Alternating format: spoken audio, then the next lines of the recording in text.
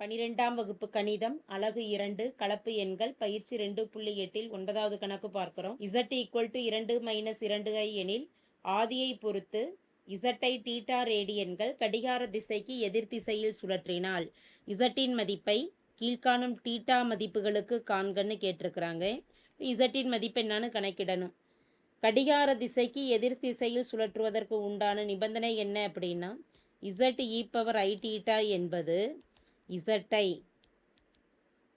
ஆதியை பொறுத்து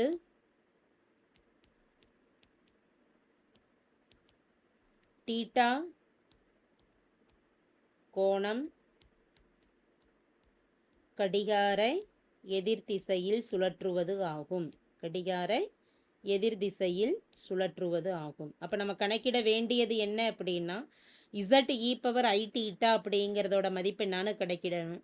z என்பது வினாவில் கொடுக்கப்பட்டிருக்கு. z = 2 - 2i. இது செவ்வக வடிவில் இருக்குது. செவ்வக வடிவத்தில் இருக்கக்கூடிய z மதிப்பை துருவ வடிவத்துக்கு மாற்றி எழுதணும். துருவ வடிவத்துக்கு மாற்றி எழுதிட்டு எந்த தீட்டா மதிப்புகளுக்கு சுழற்றப்படுதோ அந்த e⁻z மதிப்பை எழுதிட்டு e⁻i தீட்டாவோட மதிப்பு என்னவோ அதை பிரதியிட்டுக்கணும். எந்த கோணத்தில் சுழற்றப்படுகிறதோ அந்த கோண மதிப்பு எழுதிக்கணும். முதல்ல இதை துருவ வடிவத்தில் மாற்றி எழுதுறதுக்கு துருவ வடிவத்திற்கு உண்டான நிபந்தனை என்னென்னா r × cos θ + i sin θ அப்படிங்கிற வடிவத்தில் மாற்றி எழுதணும். r கணக்கிடுவதற்கு உண்டான நிபந்தனை z = x + iy என்பது பொது வடிவம். அப்போ x மற்றும் y என்பது மெய்ப்பகுதி மற்றும் கற்பனை பகுதியின் மதிப்புகள்.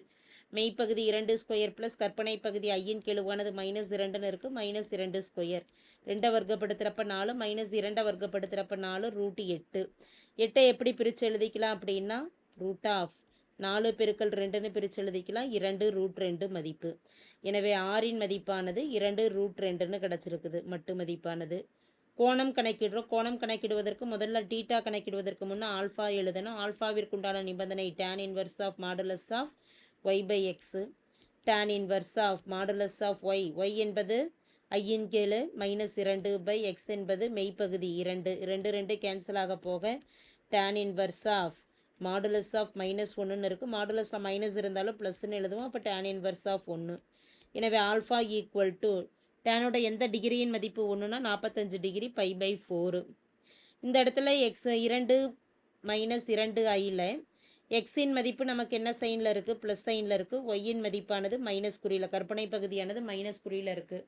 எக்ஸ் ப்ளஸ்ஸு ஒய் மைனஸ் என்பது நமக்கு எந்த கால் பகுதியில் அமையும் அப்படின்னா 4ஆம் கால் பகுதியில். 4ஆம் கால் பகுதியில் தீட்டா கணக்கிடுவதற்கான நிபந்தனை என்ன அப்படின்னா θ = -ஆல்ஃபா. எனவே θ = -π/4.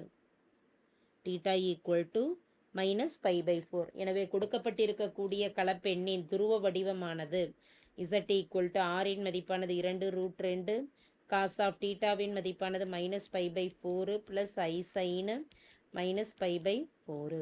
இது துருவ வடிவம்.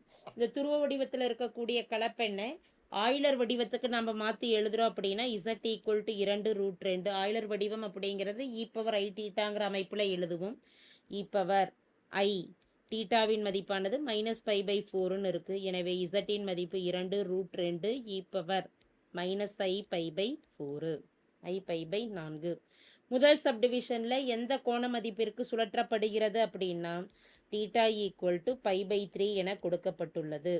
π/3 கணக்கிட வேண்டியது z e⁻i⁡வின் மதிப்பு தான் நம்ம கணக்கிடணும். z மதிப்பு 2 √2 e⁻i⁻4. e⁻i⁡ தீட்டாவின் மதிப்பு கோணமானது π/3 என கொடுக்கப்பட்டுள்ளது. அடிமானம் சமம் எனும் பொழுது அடுக்குகளை கூட்டிக்குவோம். அப்போ -i/π/4 + i/4. i/3. இரண்டுலையும் பார்த்துட்டோம்னா i பொதுவாக இருக்குது. ஐயை பொதுவாக வெளியில் எடுத்துடுறோம். ஐயை பொதுவாக வெளியில் எடுக்கிறப்ப -π/4 + π/3ன்னு ப்ராக்கெட்டில் இருக்குது. 3க்கும் 4க்கும் மீசியமாக எடுத்துக்கிட்டோம்னா 3 12 e⁻i 12. 4 3ஆல் பெருக்கினா 12ன்னு ஆகும். அப்போ -3π. பையை 3 4ஆல் பெருக்கினா 12ன்னு கிடைக்கும். அப்போ 4π. எனவே இதை சுருக்கிறப்ப கிடைக்கக்கூடிய மதிப்பானது 2 √2 e⁻−3π + π எனும் பொழுது π/12. எனவே கடிகார திசைக்கு எதிர் திசையில் z மதிப்பை π/3 கோண அளவு சுழற்றும் பொழுது கிடைக்கக்கூடிய மதிப்பானது 2 √2 இ பவர் ஐ பை பை 12.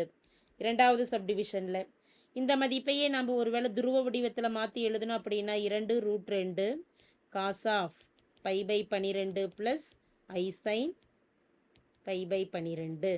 இரண்டாவது சப்டிவிஷனில் கொடுக்கப்பட்டிருக்கக்கூடிய டீட்டாவின் மதிப்பானது 2 pi by 3. Z e power i டீட்டாவின் மதிப்பு என்னன்னு கணக்கிடணும். இசட் என்பது 2√2, அதனுடைய ஆய்லர் வடிவம் அப்படிங்கிறப்ப e power minus i pi by 4. கோண மதிப்பு இ power I டீட்டாவில் E power i டீட்டாவின் மதிப்பானது 2 பை பை 3, 2√2. அடிமானம் சமம் எனும் பொழுது அடுக்குகளை கூட்டிக்கிறோம். Minus i pi by 4 plus i 2 pi by 3. 2√2 e power ஐயை பொதுவாக வெளியில் எடுக்கிறோம். ப்ராக்கெட்டில் minus pi by 4 plus 2 pi by 3. 2√2 e power i into மீசிமா மதிப்பானது 4×12 3ஆல் பெருக்கிக்கிட்டோம்னா மைனஸ் 3 பை. அடுத்து 3 4ஆல் பெருக்கலாம். 4 2 8 pi. 2√2 e power 8 pi minus 3 பையின் மதிப்பானது 5 பை. வெளியில் ஐ இருக்கு. I pi by 12. எனவே தேவையான மதிப்பானது 2√2 e power 5 pi by 12 i. மூன்றாவது சப்டிவிஷனில் கொடுக்கப்பட்டிருக்கக்கூடிய கோண மதிப்பு டீட்டா என்பது 3 பை பை 2. கணக்கிட வேண்டியது இசட் இ பவர் ஐ டீட்டாவின் மதிப்பு கணக்கிடணும். இந்த இரண்டாவது சப்டிவிஷன்லையும் பார்த்துட்டோம் அப்படின்னா துருவ வடிவத்தில் 2√2 cos of 5 pi by 12 plus i sine of 5 pi by 12. இசட்டின் மதிப்பு எழுதிக்கலாம் 2√2 ஆய்லர் வடிவத்தில் e power minus i pi by 4 e power i டீட்டாவால் பெருக்கிறோம். ஐ டீட்டாவின் மதிப்பானது 3 பை பை 2. 2√2 அடிமானம் சமம் எனும் பொழுது அடுக்குகளை கூட்டிக்கிறோம். Minus pi by 4 plus i 3 pi by 2. ஐயை பொதுவாக வெளியில் எடுத்துடலாம். 2√2 e power i into minus pi by 4 plus 3 pi by 2ன்னு இருக்குது. 2√2 இ பவர் ஐ இன்ட்டு 4க்கும் 2க்கும் மீசியமாக எடுத்தோம்னா மதிப்பு 4ன்னு வரும். மதிப்பு 4. 4 2ஆல் பெருக்கிறோம். மைனஸ் பை ப்ளஸ் 2 2ஆல் பெருக்கணும் 4 ஆகும். 3 2 6 pi. 2√2 e power i into 5 pi by 4.